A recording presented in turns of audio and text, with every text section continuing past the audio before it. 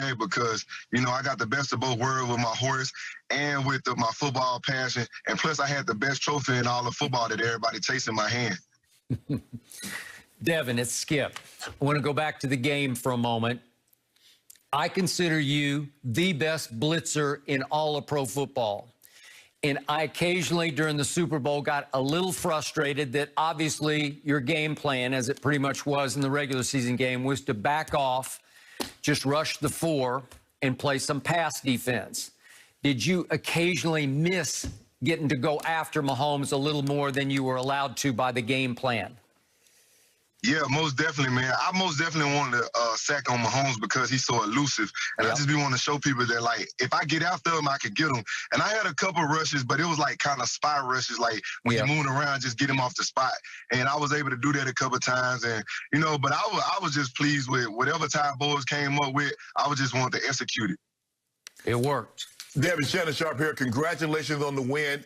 I love the way you play. I love the passion. I love the intensity. I love the suddenness. And I was a little disappointed that you didn't make the Pro Bowl, although you did get the bigger bowl, the Super Bowl. So going into the season, tell me, what were your goals? What was your expectation now that you got Tom Brady on your team? Hey, my goals was always to make sure we had the best defense. You know, our guys was going out there and landing on the line because, man, every school that I done played at LSU, we didn't have the best quarterbacks. You know, Joe Burrow turned it on a year later when I left. But it was always, if we do good on defense, we can give us the opportunity to win a lot of football games. So that was my big mindset. But I mean, that's just what it is, man. When we got Tom, it was like really, really, really exciting because I knew he could come in and he could control the game because he's a vet. He'd been there before. And I just knew we was going to do our part to get us to the Super Bowl. And we just needed a little push from him because at the end of the day, defense wins championships. Mm-hmm.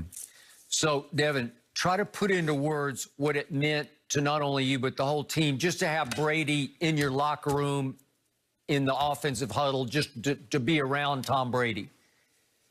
Yeah, I ain't gonna lie. If you know you prayed on a wishing star, that's something right there you never think about in a million years. I never thought I'd play with Tom Brady, but I knew, and I knew when I got the opportunity that I was gonna make the best of it. Every day I told the defense we'll never play with a quarterback like him, so we need to take advantage of having him on our team right now. And he gonna lead us to the promised land. All we gotta do is just handle our business. He gonna do the rest. So that was my whole mindset, my whole preacher. Because you can bring any quarterback in, they can't really do what Tom Brady does. No. Devin, I'm watching the game plan, and seemed to what your plan was. Like, look, we're gonna get after your quarterback with our 4. We're gonna play what we call a box and 1. We're gonna take Levante David. You take Kelsey. You got him, man. We're gonna play 2 high shell, and we're gonna let you roam, Devin. Why did you think you were so successful playing that defense? And what would you think? Go ahead. Yeah. Oh, yeah. That's a great thing. I think it was a combination defense because nobody ran free. Nobody had just single one-on-ones besides like Levante because we knew he could hold it down because that's what he do. And at the end of the day, when you're playing football, you can't be selfish. You got to respect your opponent. And we respected those guys, especially 10. We knew what he did to us when we tried to play cover 1 single high safety.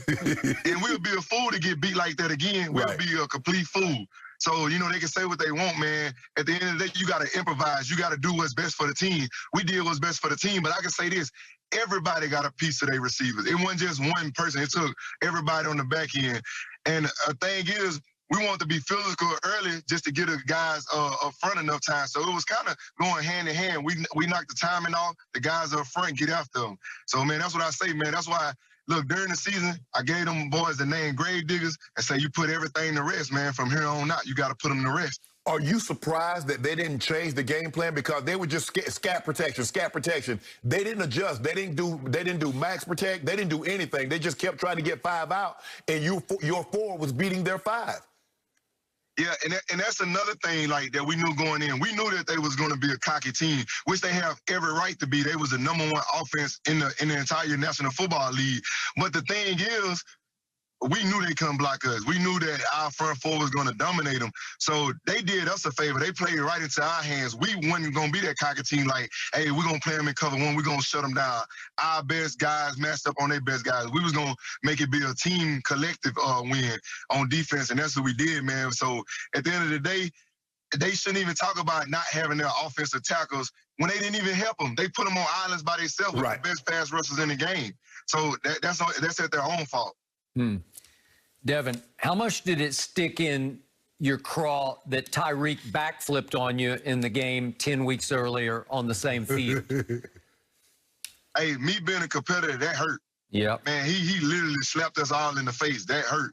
And at the end of the day, I knew we was going to meet them again. I knew they was going to make it to the Super Bowl. They're a great group. Yeah. But the thing was, I told them, we're going to get the last laugh. Just like when we played the Saints, we're going to get the last laugh when it counts. You know, it only matter in the postseason. Ty Boys kept saying, don't nobody remember what you did in the beginning of the season.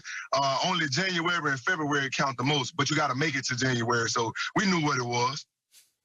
Yeah. Your coach said the other day at the parade, Bruce Arians, that you physically kicked their ass. Would you agree with that assessment? Was it just sheer physicality, just how nasty your defense can play? Yeah, I agree 100%. And a lot of people don't even realize, like, what we did as far as, like, holding them guys at 9 points, not letting them in the end zone. But they started gaining yards when we was already up 21 points. We had already gave our little brothers the controllers, man, said, y'all can go finish them off. And they just started giving up little BS yards, man. They started giving up little yards at the end. So I know everybody praising, Travis Kelce had 133. But a lot of that came at the end of the game when it was already over. We was sitting back in zone playing soft. Same as Tyreek Hill, man. It was 3rd and 20-something. Coach Bowles told us to sit back 15 yards at the stick, and he caught it and ran. That gave him a lot of yards to make him look like he had a decent day. But at the end of the day, we know what went on. It was a lot of toe tagging out there. Did you know, because you play that coverage and you know one thing, that you're vulnerable. You play nickel defense, and not to get too complicated, you play 4-2-5. But you know, in order to that defense, if they run the football, it puts you in a bind. It seems like to me, you knew they wouldn't run the football. They were going to throw the football with Mahomes and try to spread the ball around. So like you said, they did play into your hands by not even attempting to run the football. Yeah, man. I ended up talking to my buddy Clyde. It was Clyde after the game. You know, he played for Kansas City. Right. And I said, bro, I don't understand. We were so light in the box. And I think us being the #1 rush defense and stoning everybody, I think they kind of took them away before the game even started. Like, the Vikings running back, Devin Cook, he was the only running back to rush for 100 on us this year. And they stayed with the run. So that's just to let you know how good, Devin Cook is in his offensive line. But we knew they didn't want to. We knew that RPO was going to be their run game. We knew that coming in. So that can kind of help us. And then Ty Boys told me and Levante, y'all going to play 2 gaps, and y'all going to show everybody why y'all the best in the world if they do run the ball. So, Devin, you guys at the parade were very outspoken about how you are going to win it again next year. It came across to me anyway like you were all but guaranteeing you're going to win it next year. Can you go that far for us? Do you guarantee it? Yeah, I mean, it's a lot of work that got to be re-put in, you know what I'm saying? Yeah. Like, that's why I wasn't one of those guys, because, I'm going to stay humble about it, because we got to get there. You don't want to set yourself up for failure with that. But at the end of the day, I feel like as the season progressed, we started hitting our stride. We started coming together as one. The offense started dominating. Like, man, we got so good that we didn't care if they won the coin toss, because if we won, we was going to take the ball anyway and start the game off like that. So that's just to let you know how good we was getting. And a lot of people don't realize how young we are in the secondary. Myself, everybody on the rookie contract in the back end, including myself. So you count me and those guys, the ones that really bring that energy and that swagger to the defense. Man, we was all coming back. But, Jason Light, he got a tough task to do. He got to see if he can keep those other boys, because I love playing with them. We all love playing with each other. We bonded like this. And if he can bring them back, if we get our whole defense back, then I'll start talking a little cocky then. I'm sorry, go ahead. So, Devin, of the guys who could be free, who do you fear losing the most? You got Shaq and Godwin, obviously, to start with. Levante. And Levante. Yeah. Who do you fear? Who do you think you might lose the most? I say probably Shaq. Everybody want a great pass rusher. Yeah. He's one of the best in the game right now. I'm telling you, man, when that guy smell blood in the water, you can't stop him. And if I was some other GM and stuff, and I'm looking at him on the table, I'm throwing the house at him. Yeah. I'm throwing the house at him. Like, I'm throwing the house at him. He needs to be up there with the elite guys. He sat behind Von Miller. He didn't complain. And he got a Super Bowl with them. Then they drafted Bradley Chubb. They slapped him in the face. And you see what he came to us and did in 2 years. I think in 2 years, he probably leading the NFL in sacks. Yeah. And then the thing that he's underrated as, he played the run extremely well. Yeah. And we be dropping him in coverage.